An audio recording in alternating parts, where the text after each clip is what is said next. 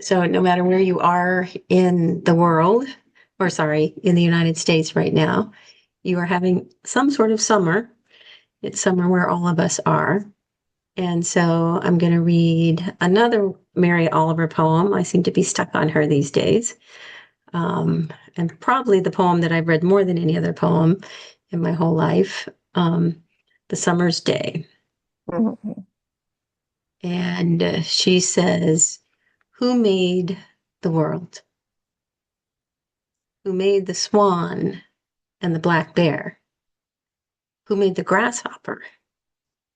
This grasshopper, I mean, the one who has flung herself out of the grass, the one who is eating sugar out of my hand, who is moving her jaws back and forth instead of up and down, who is gazing around with her enormous and complicated eyes. Now she lifts her pale forearms and thoroughly washes her face. Now she snaps her wings open and floats away. I don't know exactly what a prayer is. I do know how to pay attention, how to fall down into the grass, how to kneel down in the grass. I know how to be idle and blessed, how to stroll through the fields, which is what I have been doing all day. Tell me, what else should I have done? Doesn't everything die at last and too soon? Tell me, what is it you plan to do with your one wild and precious life? So, the series that we are in now is A Year to Live. And it's a series in which we are strongly committing to be alive. So, in this poem, where do you hear? Where do you feel? Where do you experience aliveness in this poem? You don't have to get it exactly right. You do not have to quote Mary Oliver. If it just gave you a feeling, please unmute and share it with our circle.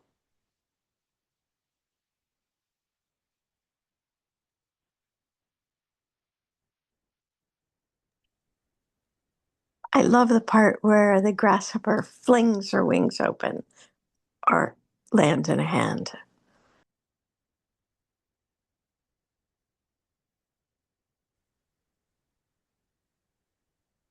I don't know why, but I think it's the grasshopper's jaw going sideways instead of up and down. Kayleen's nodding her head.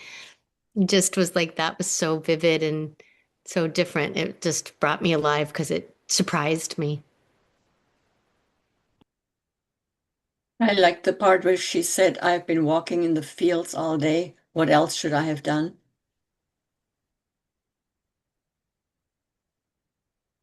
So I think a lot of people remember the last line of this poem. It gets quoted on its own lots and lots of places. But this is really a poem in which she is walking us moment by moment through an experience that she is having. And she's telling us each thing that she is noticing in that moment. And that's where the aliveness comes in. That's the only way we can be alive is when we are in the moment, we notice the moment, and we experience the moment. So she draws us into that experience. So, pondering ourselves, how did you spend your day, this day, today? How did you spend your day today? And then inviting you to not just think about, and then I did, and then I did, and then I did, but feeling back over your day, where did you feel aliveness? Did you feel anything similar to this poem in which you can say, I was right there? I was so deeply aware. I was attending to myself or to others or to nature. And we're not going to share this. You're just going to notice it yourself inwardly.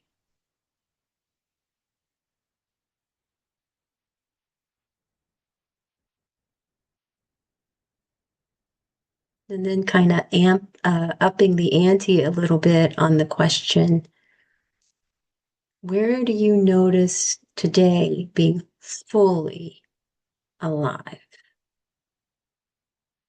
Fully alive.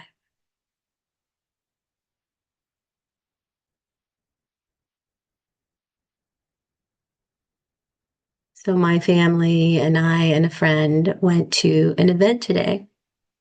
On Friday, when I wasn't feeling well at all, we were supposed to go to the Girdwood Forest Fair. And instead, I spent that day, almost the entire day, sleeping and resting. However, yesterday I was way better. And then today I woke up and felt even better than that. And so we decided to go today, and it all went really well and involved a lot of standing and walking around and interacting. And the weather was great with just enough rain to let you know you are in Girdwood, but not to get you wet and soggy. And the people were friendly, and the shopping was great, and good music and laughter and fun. And saying that I've been to a wonderful event, there's something I want particularly to think about, and I want to invite all of us to think about. Was I any more alive when attending a festival, an event, a party, a movie, a get together than I am if I'm just laying in my bed looking at the window? And doesn't the culture and the culture of the ego view what happened to me on Friday, where I spent the whole day in bed? Doesn't it view that as a total fail and even depressing? How depressing. I didn't do anything that day. So am I more alive if I've gone somewhere and done something, no matter how beautiful that might be, hiking up a mountain, having the beautiful experiences we get to have in summer? Is that better than never having made it any farther than sitting in the grass in my backyard? Where was I the most present? Where was I the most aware? And for me, the honest truth is that I was more in my true self, in the quiet, in the stillness. Because festivals and going to festivals with other people requires a lot of ego functioning. It just does. There's nothing wrong with that. But it's different than the quiet stillness and deep awareness of my mind. And again, nothing wrong with festivals. I loved going and I would choose to go again, but I want us to be really cautious about what the ego might try to tell us about what is aliveness and what is not. Just to be very careful. And one way we could be careful is learning to know ourselves and feeling this aliveness. And also learning about ourselves and knowing when the ego is trying to feed us a line. So reading a little bit from the book, A Year to Live.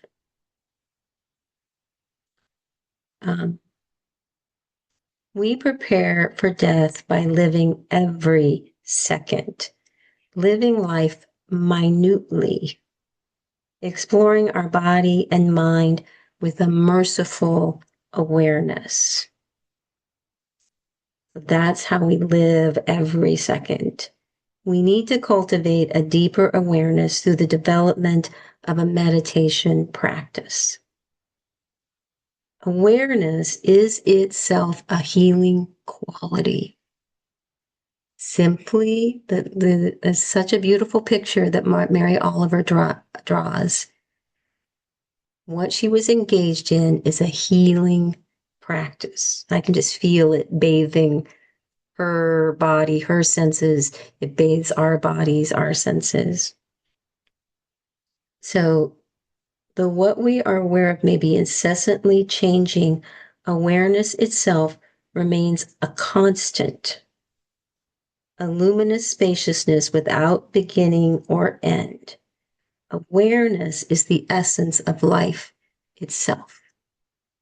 It's how we know we're alive. We're aware. We know we're there. I am suggesting living a year so profoundly alive that we directly experience the moment-to-moment process that is our lives. Knowing about things or even understanding things is not enough. We have to encourage our weary minds to settle into our expansive hearts. And we have to have the time and the breaks, the occasions to let our tired minds rest into our expansive hearts. And then we begin to live our life firsthand, tasting our food instead of thinking it, listening to the music instead of just humming along, seeing a new face without having to characterize it. We break the dreamlike quality of a half-attended life.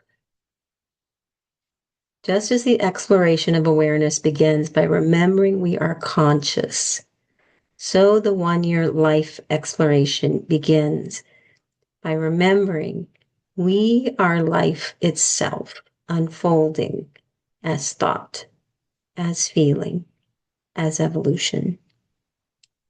And the world needs us to unfold and evolve like that.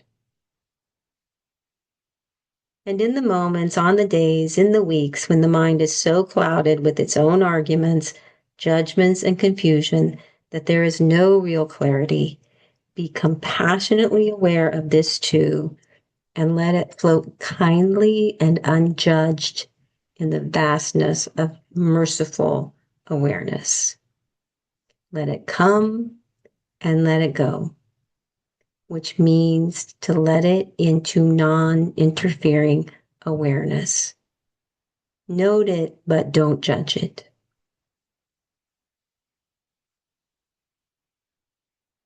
So, recognizing that our practice, surrendered presence, it has 4 stages. And in a way, it has 5. I consider kind of the first part a pre-stage that maybe may actually belong to stage 1. I'm not sure. But the pre-stage always begins with me inviting you to drop into your own experience. And that is all that Mary Oliver was doing. She was very beautiful about it, but that was what she was doing in her moment, was completely attending to her experience. And what we find out, I find out every time I practice it, is that there's always a surprise. There's something that I noticed that I didn't realize was there. And it's not necessarily a life-altering or world-stopping something. But there's always a beautiful little surprise. So It may be a big thing, or it may be very small things. And it's probably true that all the very small things are what add up to be real life, true life. So I am strongly encouraging you, if you have not already, to commit to a contemplative practice, and most particularly to this contemplative practice. And I do that even though we're a small community. And sometimes I'm like, oh, what the heck? How full of myself can I be to suggest that this practice is better than other practices? But I truly believe it is the best practice, not only for living fully, but also for preparing to die, because we all will someday. We are all living fully, and we are all preparing to die. We live fully by being present in all our moments. We prepare to die by knowing how to let go. So tonight, I would really like to spend a good amount of time on practicing just the way Mary Oliver practiced in her poem. That we can just sit here for 5 minutes or so and simply attend to our experience now.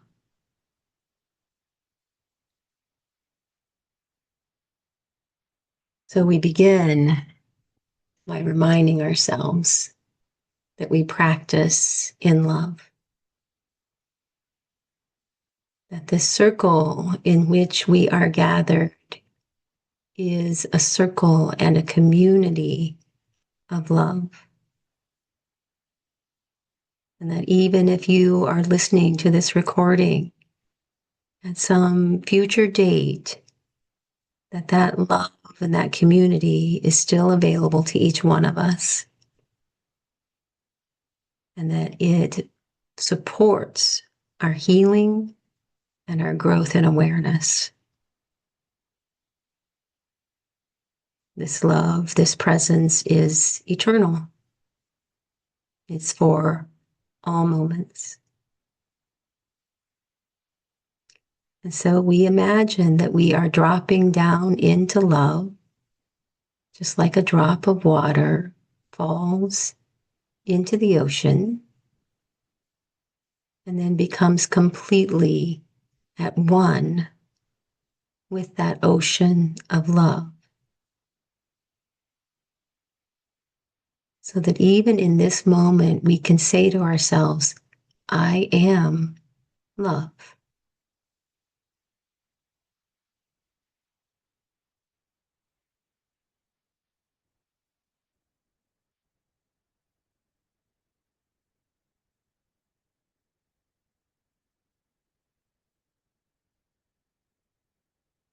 And feel it. Feel what that might be like to be love.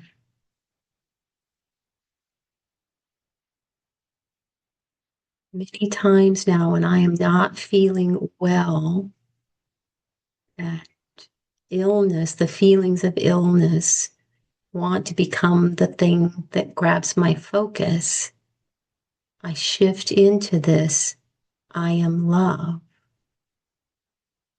And suddenly the whole meaning of my life shifts. It's not about being ill or well. It's about being love.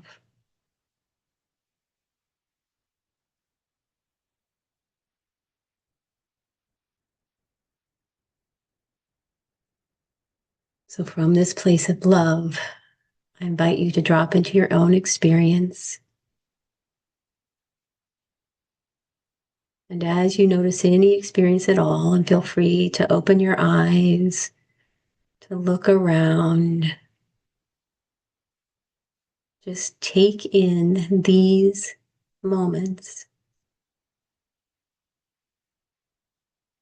And as you notice an experience, name it silently to yourself.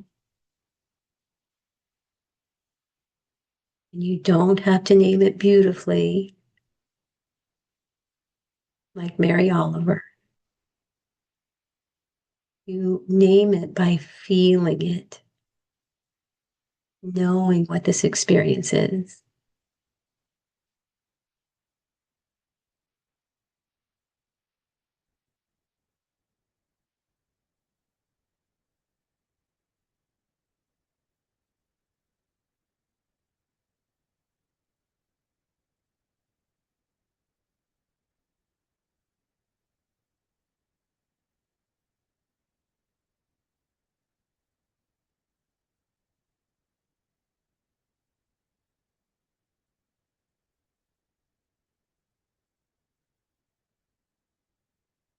And then moving on to the next experience and naming it.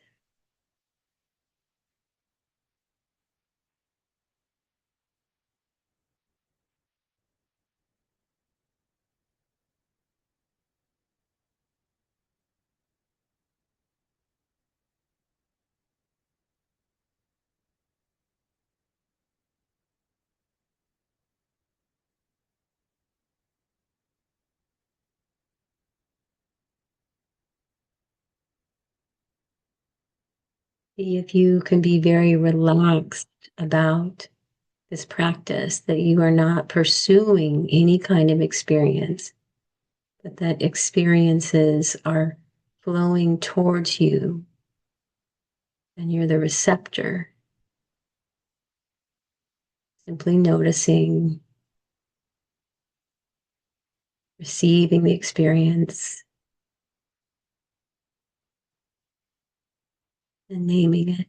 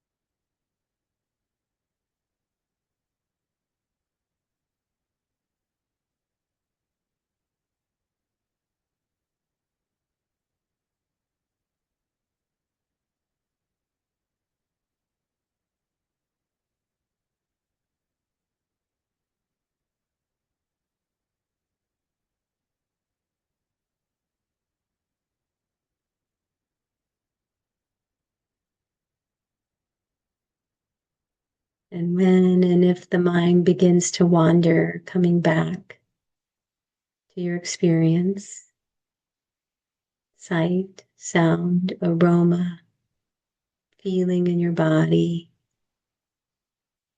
continual experiences. Simply staying with what is here now. You're fully alive.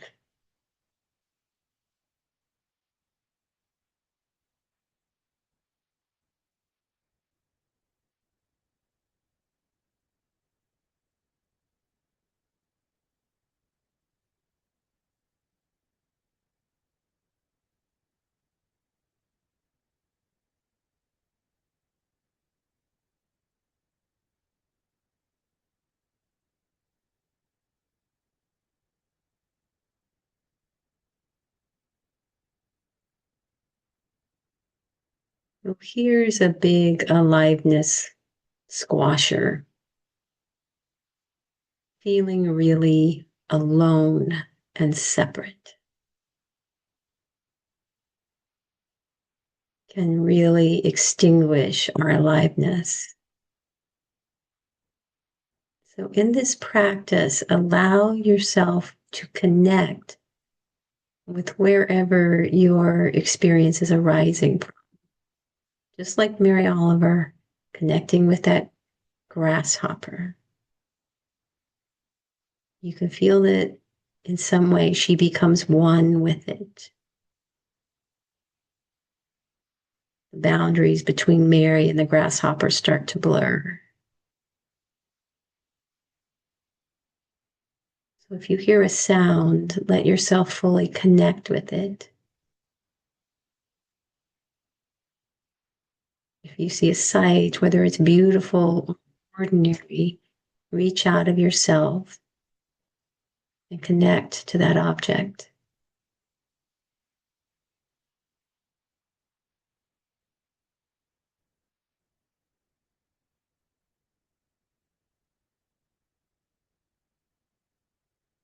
So that we are both present and fully alive in our being, and present and fully alive with the world.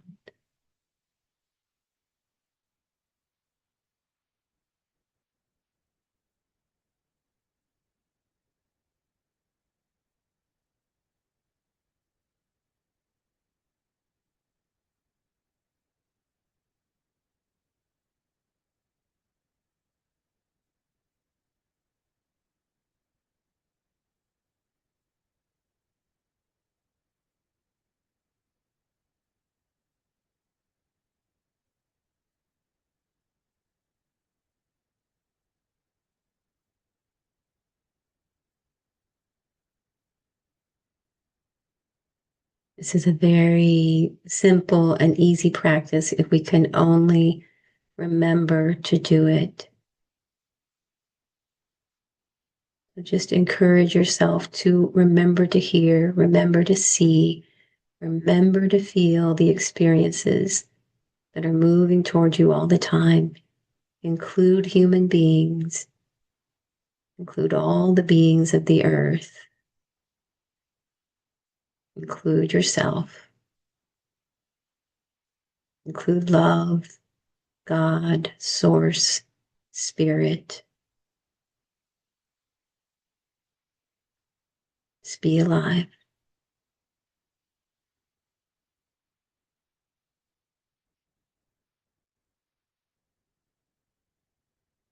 If you can practice our whole practice every day, 20 or 30 minutes, great. If not, do this for 5 or 10. Know your own experience in order to be fully alive.